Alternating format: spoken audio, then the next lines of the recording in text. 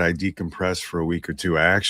What I figured out after the first year is if I sit outside, I'm in Florida, so usually the weather's okay, and I just look out as far as I can to clear my brain and decompress with my dog because no one makes me happier than my dog. And I Awesome. clean smoke and watch YouTube videos. For about 5 days, I feel like a human being again. And then I start remembering how awesome the show was about Right. days later. Yeah, it is a blur. It's a blur. For me, it is. It's just a blur. You know how it is too. Like if you're a creative, you're basically. I remember feeling really like a lot of sympathy, like for artists. I used to do art rep work, and one of the artists that I work with um, worked every day, didn't leave the house, didn't even go to the grocery store. He just worked. I mean, like most of his view was just of his hand. Yeah.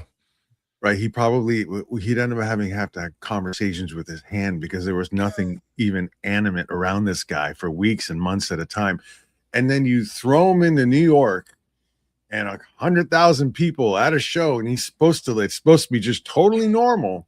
Yeah. I remember once he kind of stopped me. He's like, "Do you know what this is like?" It's Yeah. like it's I'm over answering your question. But I'm trying to give you a feeling I rather than love an it. answer. Yeah. I feel like I'm there. Yeah. I'm sorry. I feel the tension. Oh, it's fun. It's And good. you're bringing back the Jack Kirby Award, aren't you? Yeah, that's one way to look at it. Yeah, Yeah. it's it called it the Jack and Ross Kirby Award, but you're right. It has a history, and not too Yeah. many people know about it. Yeah, I it's think it really was. cool. It's actually a wild story. This is it was like was it called the Jack Kirby Industry Award? I think I something think like so. that. I think it was. And it was started in 1985. I think a gentleman that worked at Fantagraphics started it, and it ran 85, 86, and 87 at San Diego Comic-Con. It only ran for 3 years. But I remember seeing the photos even at some point growing up with like crazy haired Alan Moore. There's Mhm. one photo, there's a famous photo of Alan Moore like leaning on a table, like leaning forward and like lecturing people, and this diminutive little Jack Kirby is behind him with this beautiful, like this guy's amazing kind of smile on him. I think that was at one of the Kirby Award ceremonies at San Diego. It only ran 3 years, and there was some infighting, from what I understand. I mean, I wasn't there, between maybe Gary Groth at Fantagraphics and the gent who started it, and Roz and Jack, I think, got a little upset about that and basically told them remove our name from it. Mhm. And then there was some out of court settlement, figuratively or actually, I don't know, between the gentleman at Fantagraphics and the lead of Fantagraphics, Gary Groth, and the settlement was that they would split the awards in two. Okay. And the gentleman who started it, Ulbrich, I think his name was, uh, uh, well, Fantagraphics was started a new award called the Harvey Awards, which continues today, is a prominent, a very important award since that time. And the gentleman who started the Kirbys was given something called the Eisner Awards. And me being kind of like quietly sort of romantic and or poetic inside is like, this thing ran for 3 years. Two men ended up fighting over Kirby, as they often did. Yeah. Kirby got left by the curbside because he just couldn't deal with the we'll call it emotional violence surrounding him at the time. And the Kirby Award, the Atom basically got split in half, and you end up with the Eisners and the Harveys. If that isn't like a symbol for Jack Kirby, you tell me a better one. Yeah. Amazing. So and since 87, it hasn't run. And of course, we all know the Eisners. Eisners are doing well. Definitely. Yeah. And Sam, you're going to be going to OAX, aren't you? I'm not going. No, I'm not going to OAX this year. Not OAX. No, I'm doing Heroes Con this year. That's right. I thought you're planning on hitting an OAX though in the future. I'll probably end up going next year, but yeah, the two big things is going to be Heroes Con, and then I'm probably going to go to Japan, like October, November timeframe. Oh yeah, West are you Coast gonna go with Dave. Dave? You going More with than Dave? likely, He yeah. made us too jealous with this last trip, man. Now you got me. I'm thinking about going. You're That's thinking about fine. Me going. too. Me too. Dave and Man. I talk all the time. And think about if I do like a crystal ball thing and I think about 10 years from now, Dave's gonna have a private plane flying everybody over to Japan and back. That'll If be he the has goal. his way, yeah, for sure. Charter plane. Yep. More Yeah. people, more better. That's a and doing it annually too, man. Wow. Uh, I'm jealous. Mhm. Yeah, it just looked like so much fun. And for me, as an art supply collecting junkie, I'm like Oh yeah. wanting to hit that art store over there. Oh Pick up. yeah. I guess there's multiple art stores. There's I thought multiple, and they're like 7 stories worth of stuff. And oh you my could goodness. bring back 400,000 yen worth of Zipatone. Yeah. Yeah, like my food did. My food Yeah. picked up all of that. Yeah. That's got to feel good. If I'm Jim, I'm sleeping better at night knowing I got all that Zipatone. Like Yeah. the man can't fuck me over on those supplies anymore. I got when Dave was on here last week, we got it out of Sam that he's how much money have you spent now on Zipatone, Sam? I probably have like $3,000 worth of Zipatone upstairs. Oh, I was talking about the wrong guy, man. You could have paid for your trip to Japan with all of that. That's true, but I mean, I've accumulated it over like 2 years. So to be fair, it wasn't a lump purchase, but still, it's $3,000 worth of screen tone. You have different vintages too? Like, do you know some of the years where they were manufactured? Do they go back? Like, everything that I have is all deleter, so it's all modern stuff. I don't Okay. have anything vintage, so I don't have like any like actual like Zipatone or like Duotone or anything like that. It's all modern deleter stuff. Yeah, that's impressive, man. Now, I'd like to see it. Use it. Let's see it. Yeah, he's gonna break it out for sure. Yeah, I mean, I have a page sitting on my board right now, and I'll have a comic out in 4 weeks, and then I'll have another one out another 2 months after that. So I'll probably have like 6 to 8 books out this year, probably. Burn through that screen tone, man. Yeah, I always make a joke that the Kickstarter that I just did is the most expensive comic ever made, just purely based off the amount of screen tone that's on every page. Yeah, but you're having fun, man, and you're doing it, so that's awesome. Oh yeah. Let's check the chat. We got our buddy Dan Goodwin Art in here. He says OAX is my Japan trip. There you go. Dan's got good taste. Yeah. And we got our amazingly talented buddy Yevgeny Sokolov Art in the chat. Yevgeny says, "Hey guys." I think Yevgeny is actually coming down to OAX. Yeah, he is, and he's a friggin' beast, man. He's on our Sunday drawing live streams, and yeah, that guy can draw a little bit. Just killing it. Yeah, just a little bit. He is scary. He's scary, he's scary talented at art, and he's one of the few artists that's bigger than me. He's like 6'10" and like 300 pounds. Yeah, you still kick his ass. So okay. I mean, Yev, I wouldn't do that to you, buddy. It's okay. I'll let you get away with it. I won't hurt you. Give you a big old bear hug when I meet you. It's funny developing all these friendships with people online and not having met. We're like such close friends, but we haven't met in person. We like hang out, chat every day, hang out on live streams, and yeah, it's such a special community, though. It is everything. Everything you can imagine and everything you can't. Some of the nicest, sweetest, most interesting, craziest, most dynamic, unpredictable, awesome. I usually use like a loaded term. High capacity human beings I have ever met in my life. Amazing collectors, artists, creators of all kinds. The best community that I've ever been a part of. Yeah. Yeah, and you've done a OAX is lot. crazy, man. OAX Yeah. is, you got 1,000 of those people all in one place, 72 hours with, like, you know, no one to report to. It's awesome. Yeah. Yeah, it's a dangerous place for me if I ever go. Yeah.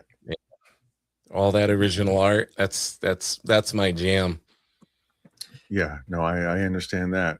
Got to be bringing a hefty bank account, you know, big cash roll with you, and be ready to grab some good stuff. If you'll see stuff where you feel like this is going to be the one opportunity in your life to get it. That's the feeling that is kind of like, man, what do I do? That happens a lot. That happens a lot. Of course, there's every price point. As I always point that out, there's stuff at every price point. We even have a 1 hour on. This is how awesome the artists are. We have a Sunday free sketch and signature event at OAX. And this year it is from 2 to 3 p.m. And we ask artists to do sort of quick sketches and offer some signatures.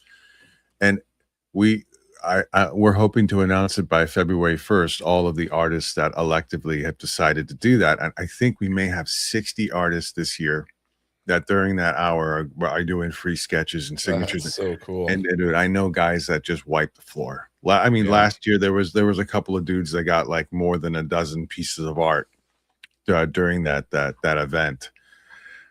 They were happy, man. $0.0. Maybe they thought to give like one artist a tip or something. I don't know, but yeah.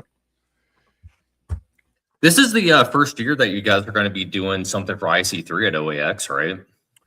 Yeah. We added that this year. Every year we try to add a little bit to OAX because we really think of it as a narrative art fair. The Lucas Museum is really sort of defining or helping define publicly or socially or broadly what narrative art or visual storytelling art is. And we built out OAX from the beginning, starting with comic art, as I say, Trojan horsing kind of illustration art into it and card art into it. Year 2, starting the Illustration Art Expo, IAX, and Card Art Expo, CAX, as part of OAX to just give people a little bit of a hint of how we were going to build it out. And just in November, we announced the Animation Art Expo, A2X, as part of OAX, and the Game Art Expo, GAX. So IC3 as part of OAX just made sense because I wanted to roll that out nationally. We've got a brick and mortar crazy playground with OAX, and it helped me sort of fold in the IC3 brand and sort of I don't know, justify or push through a lot more indie artists being part of OAX. You know, I love that people say nice things about OAX, and because it's art only, they think that it's a little bit more highbrow, elite, I don't know, expensive, and it's totally the natural place to go to. But it's still just a bunch of clowns having a lot of fun over 3 days, basically. Fundamentally, I mean, we got like I literally had like a $500,000 contract with the venue, and I got free penthouses for both of the towers. But instead of giving the penthouses to like a VIP guest, I set the 2 penthouses in the South Tower aside for 5 days of party just for the card art community. Nice. So you see, our thinking is a little bit different. You know, it's like there's basically going to be like 5-6 hour like after hour parties starting on Thursday through Sunday with box breaks and artists and live streaming and whatnot and all that kind of BS. We think more that way. So IC3 folding that in was a no-brainer. What's cool too, we did this year, we put in a little bit of extra work. If you go to oax.art, the site, you click on artists, there's a little drop-down menu where you can sort the artists by some of their own specialties. So if you just want to look at IAX, illustration people, you click that, and anyone that identifies as like primarily illustrator will be on there. If you select the CAX, the Card Art Expo, people that have done published card work will be filtered out and listed there. And IC3 is on there too. And I don't know what we're up to, but I think it's like 35, 37 artists that self-identify as indie. Oh, that's awesome. That's real. That's a real show. What I am hearing is you're a little bit of a glutton for punishment, because you're branching into the animation one, the game one. Like you're just continuing to expand, aren't you? Well, like James, if you came down there and you love this stuff, right? And you start seeing like this incredible animation art, but you don't really know a lot about it. But there's like 50, 60 people there that, and some of them you knew and you didn't even know that they kind of liked it. And you go up to the exhibitors and like you follow them on Instagram and you didn't realize that they did all this animation art. And then you hold the stuff in your hands and then you're seeing some of the cells out of Japan, but then you're also seeing a lot of the cartoon art that, let's say, we grew up on or that we have like our heart is tugging at. And you see that some of that stuff for now is $50 and $75, and you're like, okay, wait a second here. Yeah, some dealer's going to come through and just wipe the floor on this stuff, and we're going to see the prices go up on Heritage and eBay and all the places. It's that kind of thing. Like there's a for the Game Art Expo, I'm hoping to get a room with a bunch of pinball machines in it on autoplay, play as much as you want with the translights and the play fields and some of the game related art. And the game art community don't play. Those guys are crazy. They're like detectives. They go around, and now they got a place for people to come together and congregate for the first time. It ended up being the case for the card, a lot of the card art guys and the card collector guys too, sketch cards and published card art. So you end up walking around and you're seeing this stuff and you're going, man, I didn't know about that. I didn't know about that. And I don't know, maybe you make, maybe you set up like 10 years of future mistakes by like, going sideways in your collecting. It could be dangerous for me in the animation one. If I saw anything Transformers, G1, style, Voltron, Thundercats, I would be you will in heaven. But there's that discovery thing. There's that high from that. There's never having seen stuff before in person. There's like everybody else there is crazy and obsessive and OCD and ADD out the rockers. And the awesome thing that happens is when we're all together, it's like there's like a flow. It was a religious experience for me the first year. But I don't know, man, that was crazy. Everyone was so awesome. Like I've tried to describe this before, and I sound sometimes like a weirdo or an a-hole when I do it, but it was like everyone was like their best version of themselves ever in their lives for 3 days, and like something happened, and it was like that the second year. So, the experiment was repeatable, as they say, right? It was crazy, man. It was crazy. So it makes it all that stress is definitely worth it then. We pour everything into this for like 9 months of the year because how much we believe in it and how much it sort of feeds into everything that we believe in and everything that we want to do at Comic Art Fans and with all the other activities. It's become like very much like the heart and soul of everything that we do. Yeah. I love it. Oh yeah. Samuel, you're awful quiet up there. I'm just sitting and I'm getting schooled up here by the man. Enjoying it. Me too. I'm getting schooled up too. And all I'm doing is starting to plan for when I'm going to go to one of these things.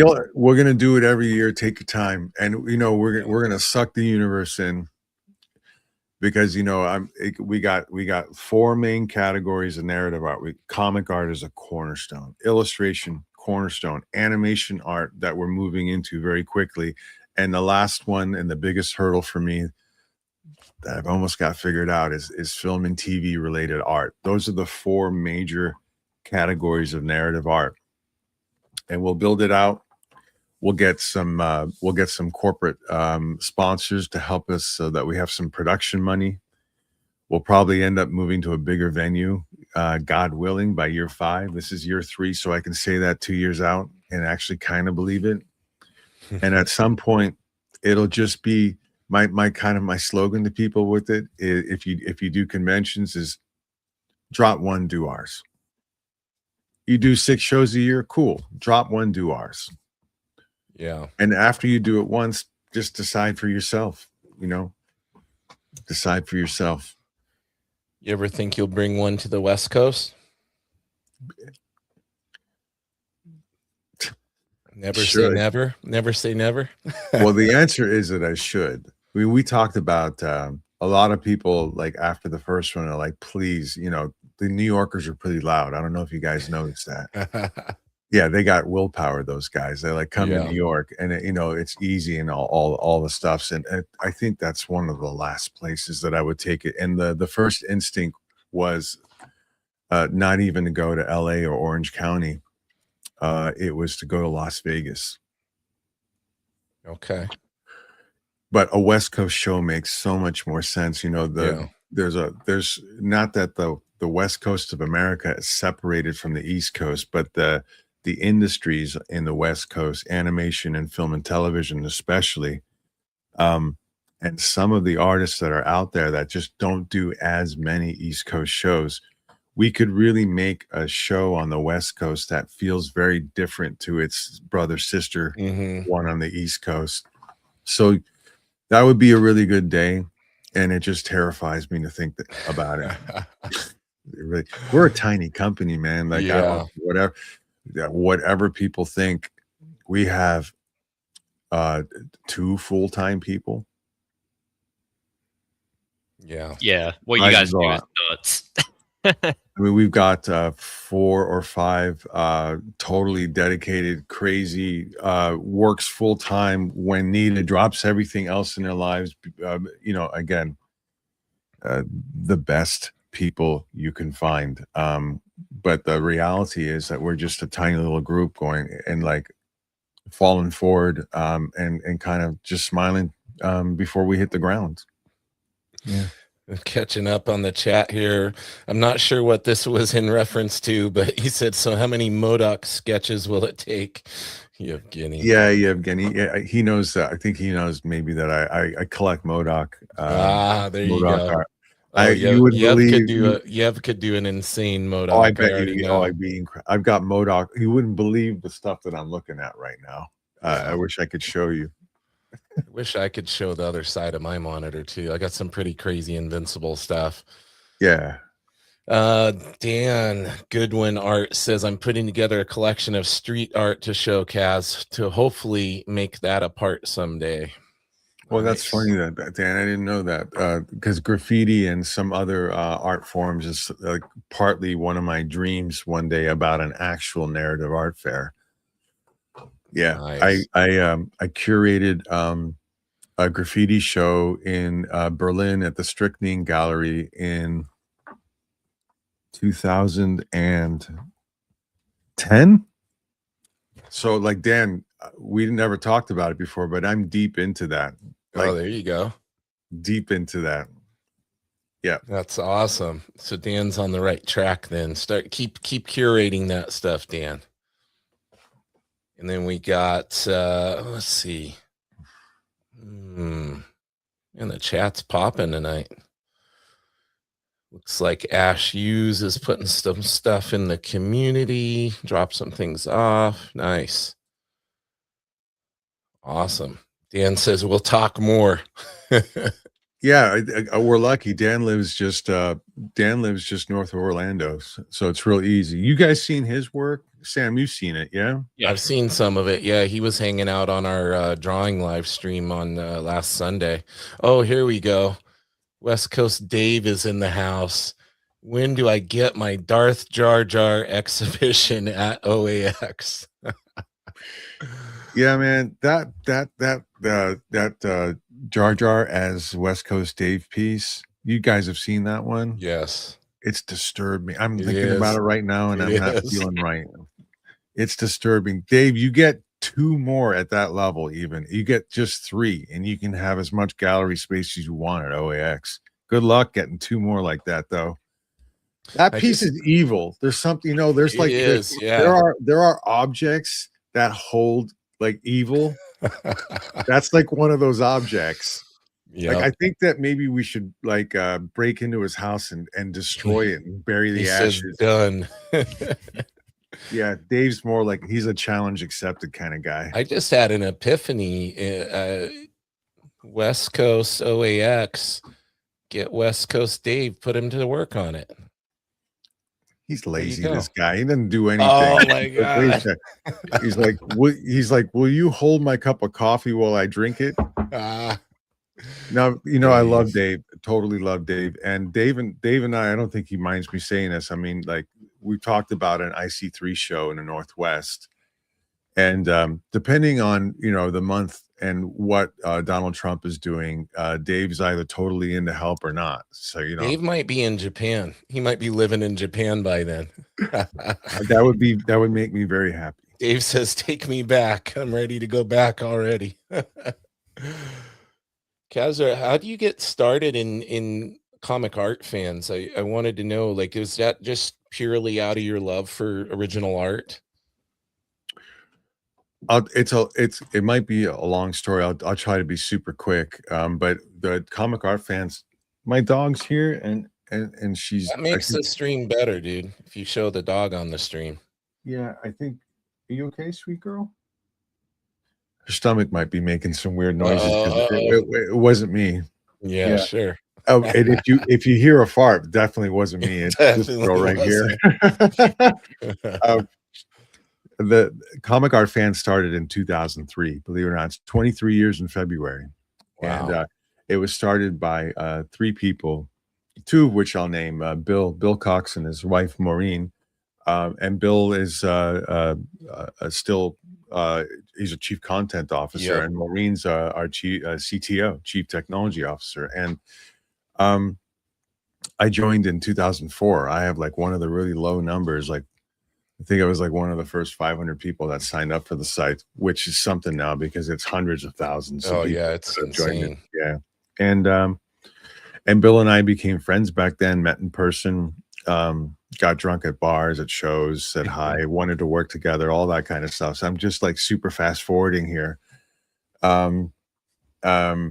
And that during the pandemic, I moved down to Orlando. Bill, about a year or two later, moved down from Ohio, about an hour 15 northwest of Orlando, where I live.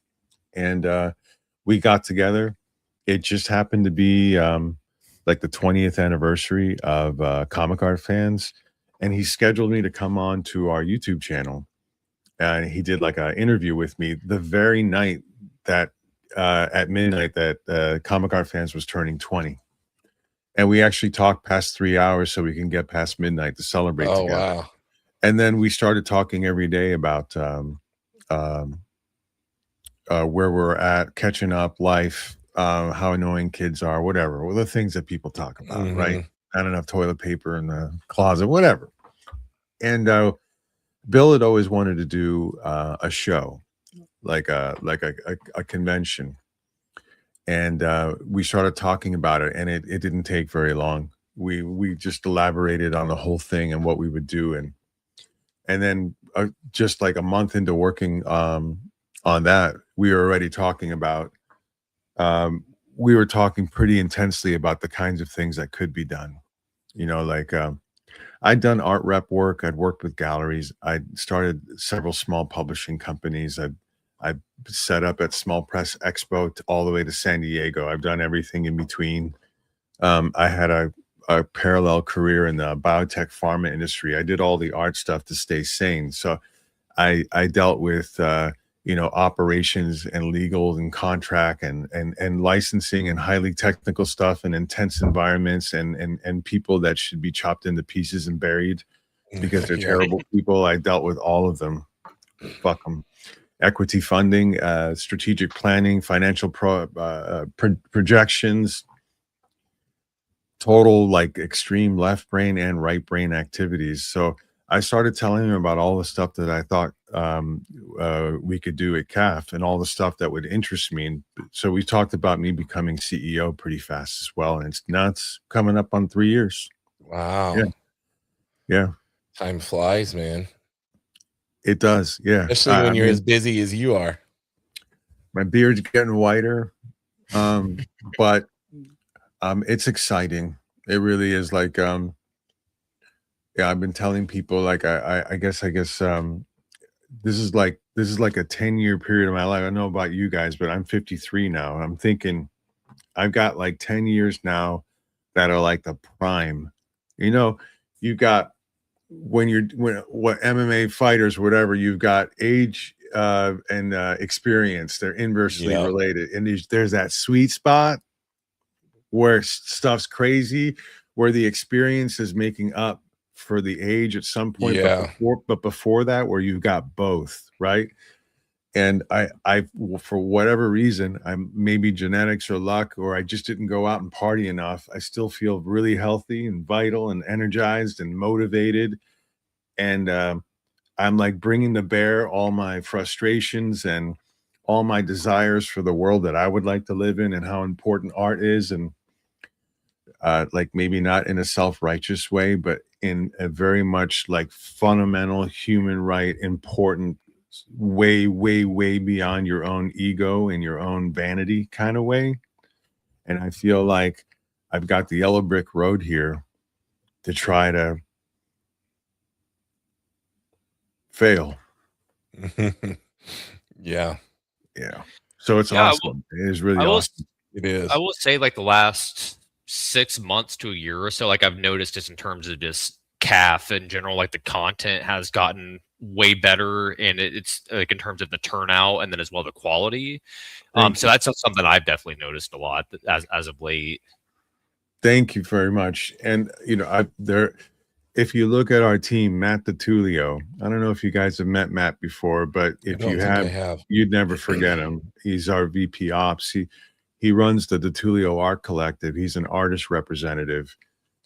He's gone through, you know, like collecting comics and CGC graded books. Like he had an entire FF run at one point. He did cards and Marvel cards and Marvel masterpieces, and came to comic art and stopped dead in his track. Like he did sneakers, he did Pokemon, he did everything, came to comic art, stopped dead in his track. The love of his life. This is the end all be all. We've all sort of felt that at some point. Decided to start an art rep group, was working with Simone Bianchi. So he's Simone Bianchi's art rep, and then discovered a young talent who's now, like, for me, one of the modern gods, Simone DeMeo. If you DeMeo's amazing. Simone's the best. What a gem of a human being. We fly him in from Italy every year, James. Sam, they're at OAX every year, old reliable. They owe you money. You know where they're going to be for 5 days. Orlando, Florida at OAX. So Matt DiTullio represents Simone Bianchi, Simone DeMeo, and then just brought in Isad Ribic, partly because he didn't want a third artist named Simone. We all make fun of him. But Isad is, if you ever had time to spend with Isad, oh man, does he have great stories. What a unique human being and a wonderful painter. Isad will be at OAX as well. Like Matt is like, he's a lifer and he cares about this stuff. Like you wouldn't believe like how much he cares about this stuff. Like he just does not accept, he doesn't accept failure. He wants everyone to be happy. His customer service is like impeccable. Like everyone gets white glove. Nice. Everyone gets treated the same and top notch. And I'll put it this way. If anyone says anything bad about Matt DiTullio, I would be suspect about them before Matt. Yeah, that's the thing, right? Yeah. And I've got Tatiana Dykes now, who's our director of events. And Tatiana is 20 plus years as working in a comic area. And she's an art rep at TD Art. She's got 35 artists. If you look at them, Tatiana is an angel. She takes in brilliant artists, a lot of whom, I'm sorry if this sounds wrong, but some of them are underappreciated. Like, and they really need someone who cares, who kind of props them up and puts them in front of people. And Tatiana does that. She's deep into the Magic the Gaming, the Magic World, Magic the Gathering, and like deep into it, like up to the Wizards of the. Yeah, she's deep into it. She's a hell of a nerd. I'll just put it that way, and she's a whole lot of fun. And she's another person where, if someone spoke bad of her, I'd probably punch him first before I asked him whether it was true. Yeah. And we've got Matt Sardo. And Matt is our director of digital communications, and he started the Indie Comics Creator Con in New Haven about 3 years ago, and ran it there, and brought that whole community sort of post the pandemic. The community that Eli Schwab and Cosmic Lion and other folks sort of built online, and they had just a hell of a party, and then I brought IC3 and Sardo in. I can't believe it now. It's like 16 months ago. We did the second show in New Haven together. And I know he's my social media guy, but Sardo is so much more than a social media guy. He's owned a comic book shop in Chicago. He was like nominated for an Eisner, I think, twice. Dude's crazy. He's got some crazy stories, doing the illegal things with movies and getting money on the side and backdoor shady deals. Yeah, I'm talking about you, Sardo. And what I love about Matt is he wants people to have a good time. Like his North Star is so firm on people having a good time. He's an ex-bartender. He's going to be a bartender till the day he dies. Tell me your story. Right. And then if it's something negative, you listen to him and deflect right away to something positive. He's that type of guy. We have Colin. We have so many people. Jamie Wood in Scotland that does our show. I just want to mention them really quick to you. Like, it really comes down to the people. End of the day, it doesn't matter what the ideas are, how ambitious, how hard you work. And so we're building this team out sort of brick by brick, and it starts with character and commitment. Everything past that is just, weird details. You know what I mean? Yevgeny says, I definitely can't wait to pick your brain when I get to OAX. You know what? Someone's going to have to protect me from Yevgeny. Like, he's a scary dude, man. I think, he's going to want that 2027 invite while he's there, right? Yeah, he's going to tower over you. You're going to think you're actually seeing Colossus in real life with the Russian accent and all. And you're going to hand over that. You're going to say 2027's a lock for Yevgeny. He says he'll be delivering a few pieces to Matt D, one of which is the Death Dealer. So exciting. Yeah, Matt DiTolio. Yeah, Death Dealer is one of his big theme collections. Yeah. And then Dan Goodwin says Matt's collecting Simonis like Pokemon. He is. Yeah. Do you know anyone else, Dan? And there's not a lot of Simonis floating around. Some of my favorite commissions have come from TD's crew. Yeah, TDR. That's awesome.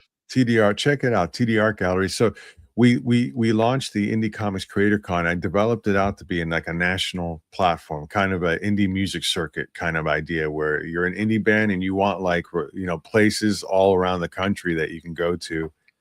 And we launched with some national partners. I wanted a whole bunch of people involved, and TD Art as an art rep group, Athenium Comic Art. I don't know if you know Sam. You know Athenium? No. Sean Watkins. He represents killers like Alison Bechtel, Caroline Cash, Tilly Walden. I think Noah Van Sciver. Crazy group of people. They're a partner. And the Artist Bullpen, if you haven't looked at the Artist Bullpen, they're tremendous too. Zach and Sam run that. They're national partners. They'll all be at OAX. I mean, there's something in common with all this stuff. I'm not promoting OAX. It's just I guess it's not a tribe. These are like, to me, they're the best. Sounds like almost like a big family. Yeah, I definitely like don't want extended family. It's like, it's the difference between family and friends, right? Friends are the family that you got to choose. Yeah. So it's like they're definitely they're friends. It's like when it becomes family, it's too complicated and things evolve into chaos and regret and backstabbing. Rich Cirillo says, looking forward to seeing you at OAX Richie? next month. Nice. That's great that Richie's coming. Cool. Dude, we're keeping you up late, brother. Oh, I'm up till 2 a.m. Look I at got this. 3 hours. You're a night owl. Yeah. Yeah, it's just I'm not saying I'm functional at 2 in the morning, you know. I'm watching like YouTube videos or catching up on research or like burning through my inbox so I don't hyperventilate. But you know, yeah, I'm good. We can talk as much as you guys want. Whatever. Sam, what else you got for him, man?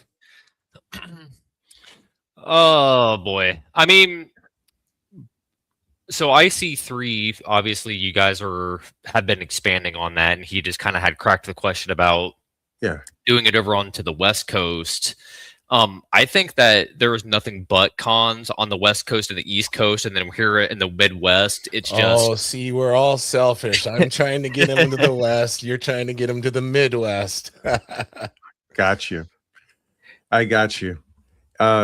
Milwaukee's on my list. Good. Yeah, because I mean, it's like there really is nothing around this area. It's like the closest con it would be like in Chicago, but it's like you have to drive 3.5 hours from here to even get there. Sure. You know. Sure. I think yeah, there's a few Columbus, Ohio, Iowa City, Milwaukee, and I have like 4 locations like kind of in the Midwest that I'm already building out for IC3 that are already on my list. But you know, it's a big country, man. It's like I don't know how many of these shows I can build, but I'm going to try to find people. You know, it's 3 categories of show. There's homegrown shows. So our New Haven show, which we've done twice, is being moved to Providence this year, and it'll be September 26th this year. I just built out the Jacksonville show, and then we've got it as part of OAX now. So we have 3 homegrown shows just to start. Then we have the virtual category of IC3 shows. So our Comic Art Live virtual art con that we do on Comic Art Fans, we opened up a Hall I, which is an IC3 hall. And what's great about it, it's May and November. But I thought it was perfect for indie creators more than maybe anybody else because you don't have to travel, no hotel, no food, no whatever.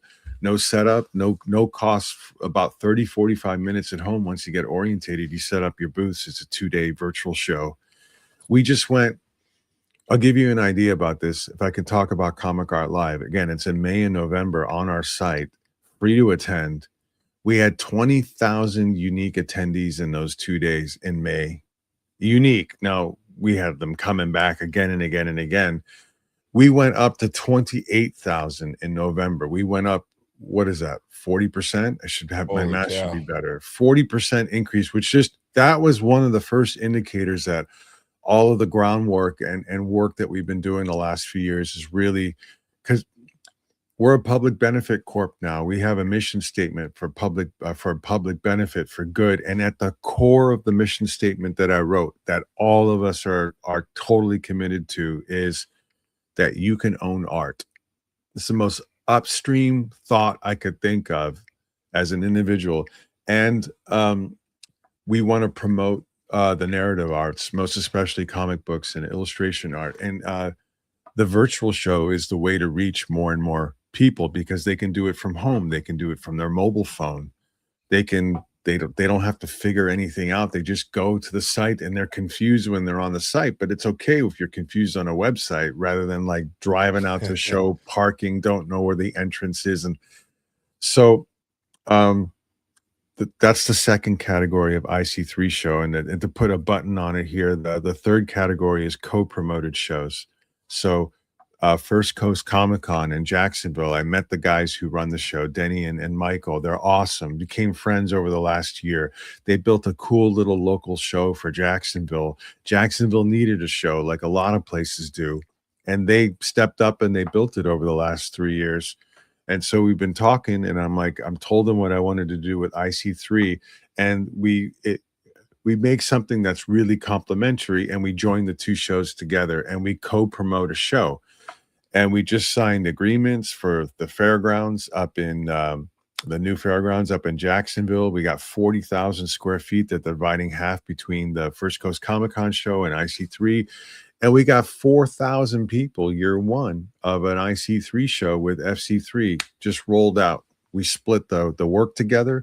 That's what I want to do, Sam, more than anything, is I want to find other shows run by really good people that are committed, people that know and that know the local area. And then I want to put the full force of comic art fans and IC3 behind them and join that IC3 portion to it. All those people in Jacksonville that were like super happy that First Coast Comic-Con brought in like 5 or 6 artists every year. There's going to be 100 indie artists now. And wait till you see our headliners.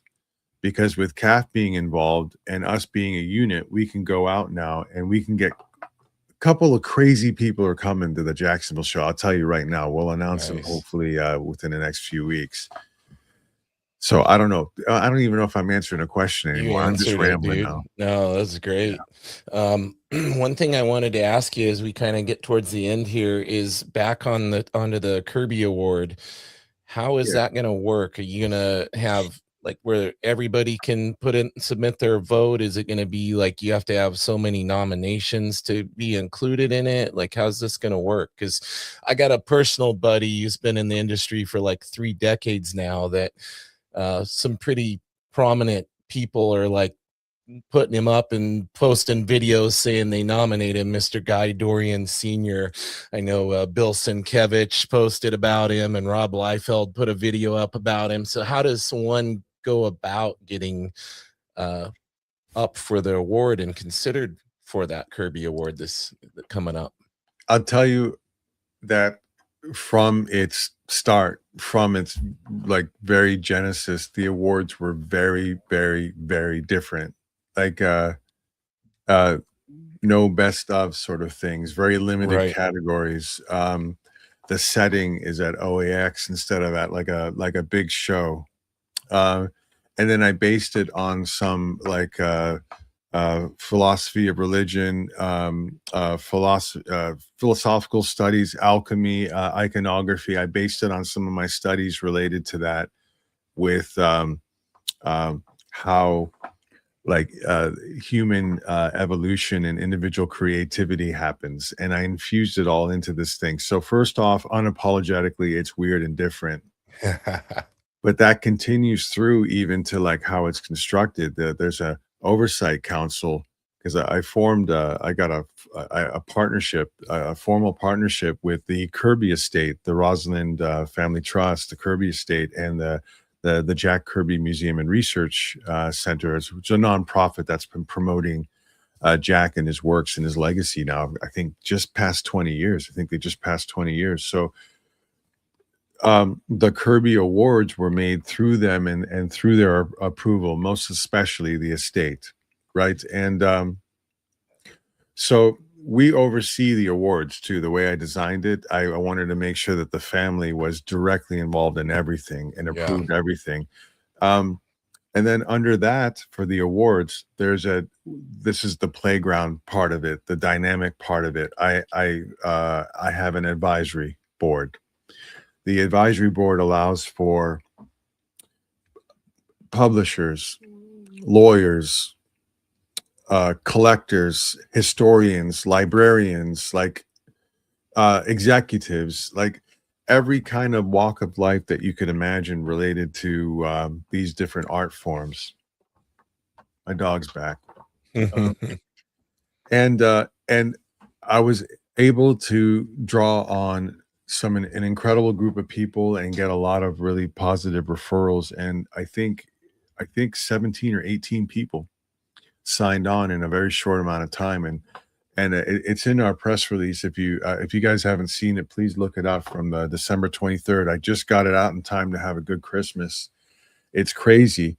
And I'm telling you this for a reason. The last group, the on the ground, the troops, the ones that do the work, the voting committee. Okay. And the voting committee, especially for year one, being on a compressed timeline, I limited it to 5 people, but it was 5 badasses. I'd like to name them if it's okay with you. Please do. Dean Haspel out of New York, creator that has been through everything, worked with Chaikin and Simonson and Sienkiewicz back in the mid 80s and has built a really unusual, interesting, effective, impactful career in the indie scene. Eli Schwab, who runs Cosmic Lion Productions. And if you want to have some fun, follow Eli online, follow Cosmic Lion, look at the weird, diverse, crazy, awesome books that they're making. Eli's the perfect guy for the comic book industry today, who's going to help kind of create what happens in I'm not seeing this in a declaring war kind of way, but in a post superhero world. Thank God people Eli Schwab exists. I'll leave it at that. Tom Scioli, who's probably known to most people and with kayfabe guys, and Tom's done amazing indie stuff, and you know, he did the FF version of Grand Design. Yeah, and so much more. Everyone knows Tom. Allison Sohn, who self-deprecatingly says that she's best known as Adam Hughes' wife, but man, Allison, I don't know if you ever met if you met Allison for 30 seconds, you know Allison. That's how pure and direct she is herself. And she's been all around the world the last 25 years. She knows everybody. She's super, super smart and a great artist, published all over the place. And Jimmy Palmiotti. Those were the 5. Jimmy's my rock. Jimmy joined the board of directors of Comic Art Fans about 18 months ago. It was like my hand-selected artist choice for the board. But that's the voting committee. Now, to answer your question finally, but with some hierarchy and context, because I'm being super defensive here, because I wish it was public, like the public component. Man, I struggled with this. I really wanted to have like people be able to submit nominations, and I really, really wanted to have some public voting component. Right. The first year of my proposal going through the process with the estate and the museum, you can ask them. I actually designed it based on Major League Baseball's all-star voting. That was a combination of public and sort of inner baseball, literally voting, right? I really felt like, for example, Comic Art Fans has tens of thousands of people that are obsessed with this stuff. What a unique community to vote, let alone the broader community. And there's lots of people that could make nominations in the community. I've got an idea about how to fold that in the future, but for now, the voting committee votes on the 5 core awards, and there's 2 legacy awards, teacher and creator, like lifetime achievement, really special ones. There's 7 total. They're the only ones that nominate and vote on the 5 core awards, period. Leave them alone. Gotcha. I didn't even release their names too much ahead of time because you can't pay them off. Can't do anything. You would have had to have treated Jimmy, Dean, Eli, and Tom and Allison right for like the last 10 years for them to come in with a heavy bias, right? Yeah. But for the legacy awards, everybody gets to nominate. So what I go through Tracy Kirby and Tom Kraft from the museum and myself for the Oversight Council, 18 members of the advisory board, which I wish I could tell you about all of them. Please read up on them. And 5 members of the voting committee. So there's 26 people that put forward nominations for the legacy awards. And then the Oversight Council, the 3 of us from CAF, from the Kirby Estate and the museum, and the voting committee, the 8 of us voted on the legacy awards. So for now, and forgive me, but for now, it's kind of like a little bit of a private event. But we'll see, man. We'll see. I'd like to add more awards. I'd like to expand the voting committee. We'll see where it goes. I'm just glad it's alive. Frankenstein. Awesome, brother. Well, Sam, do you have anything for him before we wrap up? No, I think I'm good, man. Awesome. Dude, This was so much fun, man. Thank you for Thank taking you the for time to having me hang on. out with us. Thank you. My dog thanks you for keeping this to only an hour. If we'd gone 3 hours, she might have pooped in my in my we little don't need side that. room. Awesome. Well, everybody, I'm gonna throw, before we shut the stream down, I'm gonna throw these up one more time. You can follow him on Instagram. Right look at there. that. Let's do it. Yeah. You can check out comicartfans.com. And last but not least, get all your OAX information at oax.art. And we got to remind everybody about Mr. Sam McClurg's website, because there's always, I heard we might have some Bristol Bros merch coming. If I would get that logo over to you, Sam, I'll be doing that soon, buddy. Don't worry. Yeah, stop taking your time. I'm waiting. Not, not like I run a business full time outside of doing this. We didn't even get to talk about MMA, man. I wanted to talk about like all this. I'm gonna have you on Nerdy Musings podcast. Let's do it, and then we'll chop it up for sure. Reminding everybody, smash the like, subscribe, all that good stuff, so the algorithm will show us to you. And let's check the chat one last time before we go here. Dan Goodwin, take care, everyone. Love you, Kasra. Victor Medina, category for sexiest hosts of a comic show. There you go. Vic says, great show, everyone. Thank you, Vic. Sam with the hearts in the chat. Look at this loving guy. Awesome, gentlemen. Thanks for everyone watching. Thank you again, sir, for being here. Awesome time. All right. Everybody come back next week, Tuesdays, 7 p.m. Pacific Standard Time. Sundays, come and watch us draw. We got Yevgeny Sokolov in there. We got Vic Medina. All sorts of talented folks in there drawing with each other every Sunday at 5 p.m. Pacific Standard Time. I think Sam might be joining us one of these times, too, once he gets his studio set up.